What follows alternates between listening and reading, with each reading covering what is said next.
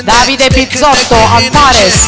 D5 Francesco Peron, Sporting Club Noale. In 6 Lorenzo Dalla Torre, Idros. In 7 Matteo Percello, Gemona Nuovo Atlantis. In 8 Tommaso Salgarelli, Veneto Banca Montebelluna.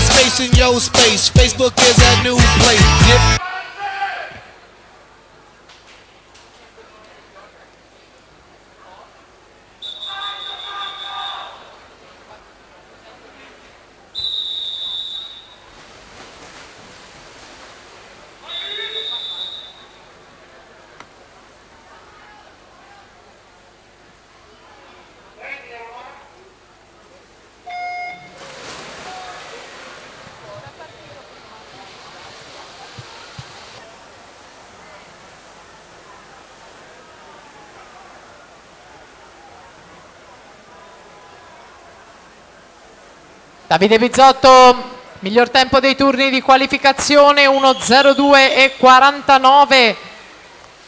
Tutti atleti classe 2000 in questa finale, con Pizzotto che si prende il passaggio, il più vicino dei compagni di gara Francesco Peron dalla quinta corsia, 30,76 Pizzotto, Peron 32,16, Vecchiato 33,19.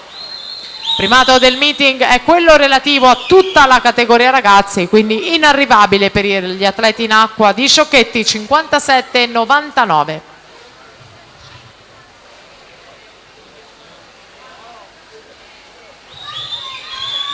Pizzotto davanti, Peron in seconda posizione, Vecchiato in terza. Vediamo il touch finale con Davide Pizzotto, Antares che si prende la vittoria in 1:03:26, Francesco Peron 1:05:79, Thomas Vecchiato è terzo in questa prova e Sebastiano Pulit che chiude